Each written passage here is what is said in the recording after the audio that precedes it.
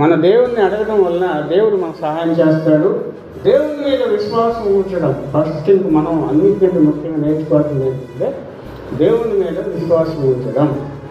విశ్వాసం అనేది నమ్మకం అంటే ఇక అది పూర్తిగా అన్నమాట, పూర్తిగా నమ్మకమే.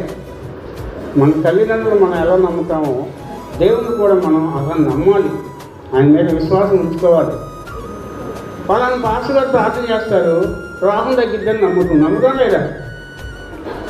అలాగే యేసువారు మనం స్వస్థపరుస్తారా లేదా? అదే విశ్వాసం. ప్రార్థన చేయాలి, విశ్వాసం ఉంచుకోవాలి, మంచి మార్గంలో ఉండాలి. దేవుడి మాటలు దీవించింది కాదు. ప్రార్థన చేయాలి. పరిశుద్ధంగా ప్రేమగల దేవా నీకు వందనాలు స్తోత్రాలు. ఈ మాట్లాడిన విషయాలన్నింటిలో మీరు తోడుకొని నడిపించినందుకు వందనాలు స్తోత్రాలయ్యా. ప్రభా, విన్న వాక్యాన్ని బట్టి మేము మిమ్మల్ని అడుగుతాం ప్రభా, మీరు మాకు సహాయం చేయండి. తెల్లవారుజామున లేచి అడుగుతాం ప్రభా, అది మా జనులందరం కలిసి మిమ్మల్ని అడుగుతాం ప్రభా, అడుగుతున్నాం ప్రభు. మీరు చేస్తున్నటువంటి సహాయం కొరకు వందనాలు స్తోత్రాలు. మీరు మాతో ఉన్నందుకు మీకు వందనాలు స్తోత్రాలు.